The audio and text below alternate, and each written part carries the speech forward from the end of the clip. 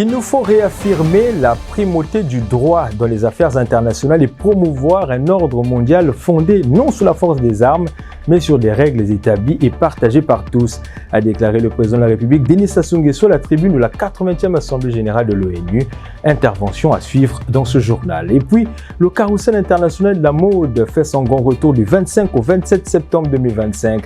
La capitale économique Pointe-Noire accueille la 12e édition de cet événement phare pour les passionnés de mode d'ici et d'ailleurs, avec pour thématique la labellisation des textiles africains. Mesdames et messieurs, bienvenue dans Midi d'Actu.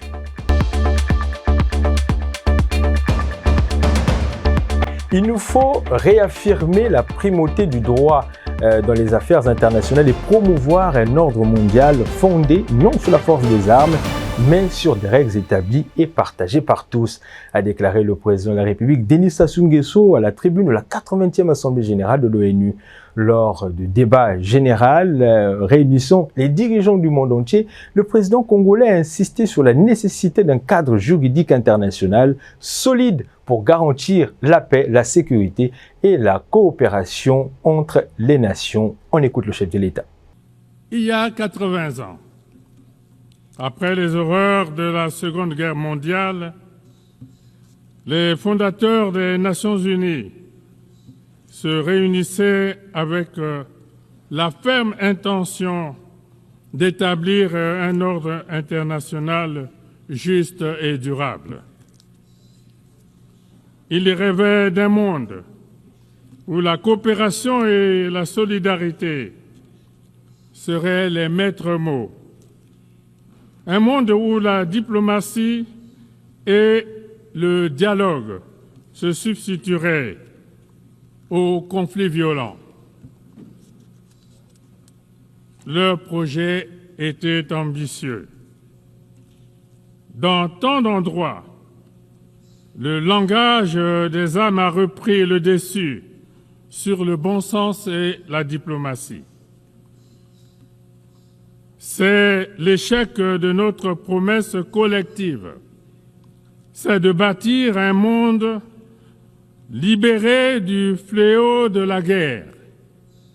C'est aussi le signe d'un système international affaibli, parfois impuissant, face aux logiques de confrontation. Aujourd'hui, il nous faut réaffirmer la primauté du droit dans les affaires internationales et la nécessité d'un ordre mondial fondé, non pas sur la force des armes, mais sur des règles établies et communément partagées. Pointe-Noire, jadis fière capitale économique du Congo, est aujourd'hui rongée par une réputation tenace d'insalubrité.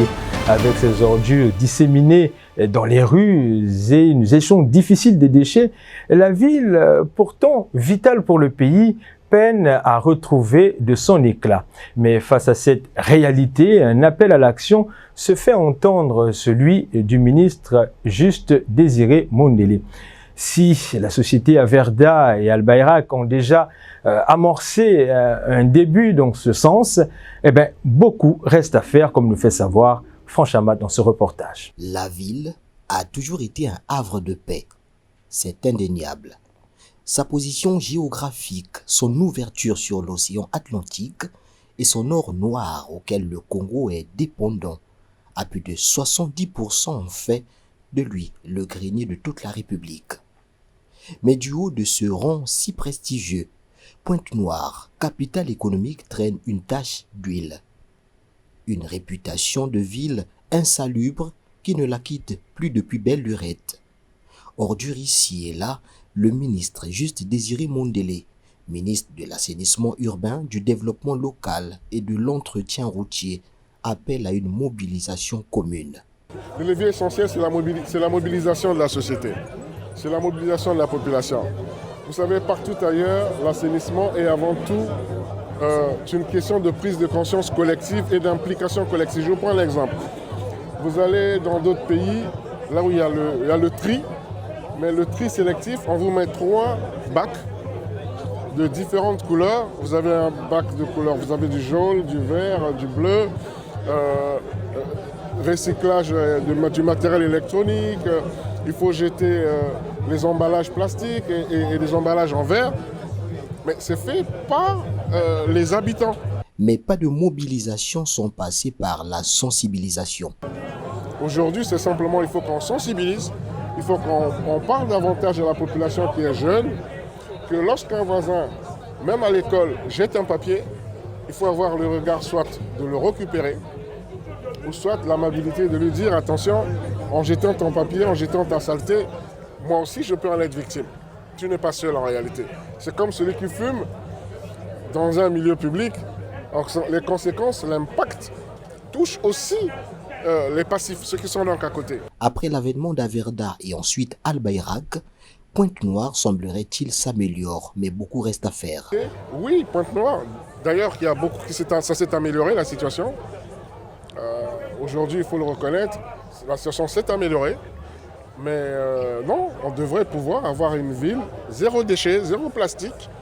Mais pour ça, il faut que les habitants de Pointe-Noire, la population ponténégrine s'engage, mais s'engage depuis la maison, s'engage dans les marchés domaniaux, s'engage dans les surfaces, toutes les surfaces, milieu public, le littoral. Personne ne réinventera la roue. Le ministre estime qu'il est possible de s'appuyer sur les expériences des autres pour bâtir la nôtre. Sur l'avenue Maluango, dans le 2e arrondissement Mvumvu, les eaux stagnent déjà dans les canalisations avant même que les pluies ne tombent. Une situation qui inquiète riverains et usagers entre odeurs nauséabondes et risques sanitaires. C'est un reportage signé Kefan Kombila. Avant même que les premières pluies ne s'abattent sur Pointe-Noire, l'avenue Maluango, dans le 2e arrondissement Mvumvu, est déjà sous l'eau. Sur ce tronçon, les canalisations, faute de curage régulier, débordent et laissent place à une véritable piscine à ciel ouvert. Pour les piétons, traverser la zone relève d'un parcours d'obstacles. Quant aux conducteurs, motos et véhicules légers, la vitesse minimale est de rigueur pour passer cette zone. Au-delà des difficultés de circulation, c'est l'odeur qui incommode les riverains. Une odeur nauséabonde qui s'échappe de ces eaux stagnantes et rend le quotidien encore plus pénible. À l'heure où plusieurs cas de choléra ont déjà été détectés, ces eaux sales deviennent un danger sanitaire évident. Face à cette menace, les riverains appellent à des mesures urgentes. Car si rien n'est fait, la situation pourrait empirer avec la tombée des pluies. Transformons cette avenue en zone impraticable et en foyer potentiel d'épidémie. Un problème récurrent qui rappelle que l'entretien des canalisations n'est pas une option, mais une nécessité vitale pour la ville et ses habitants. Le carrousel international de la mode fait son grand retour du 25 au 27 septembre 2025. La capitale économique Pointe-Noire accueille la 12e édition de cet événement phare pour les passionnés de mode d'ici et d'ailleurs. Et cette année, le thème à l'honneur est la modélisation des textiles africains. Au Malawi, la page Lazarus Chakwera se tourne. Le président sortant a reconnu sa défaite à l'élection présidentielle du 16 septembre. Son rival, l'ancien chef de l'État Peter Mutharika, l'a emporté largement avec 56,8% des suffrages, marquant ainsi son grand retour au pouvoir. Ce scrutin s'est donc déroulé dans un climat tendu, mais globalement apaisé. Les électeurs nombreux à se mobiliser ont exprimé leur volonté de changement après 5 ans marqués par des difficultés économiques et sociales. Enfin sport, la première édition du tournoi J'aime la Bouenza au sens propre a réuni 23 équipes venues de Pointe-Noire, du Poul et de la Bouenza, sans oublier Brazzaville. Sous le patronage du préfet Marcel Ganongwe et de Madame Colombe Boaka, les athlètes ont rivalisé avec passion, offrant spectacles festifs et compétitifs. DGSP championne pour les dames, BMC champion pour les hommes. Le rendez-vous est déjà pris pour la prochaine édition prévue l'année prochaine. Il faut rappeler que les images que vous suivez ont donc été fournies par notre confrère Fran Sport. C'est donc la fin de ce magazine d'information. Mesdames et messieurs, prenez soin de vous car chaque jour est une vie. Je vous dis à demain, même heure, même fréquence. Au revoir.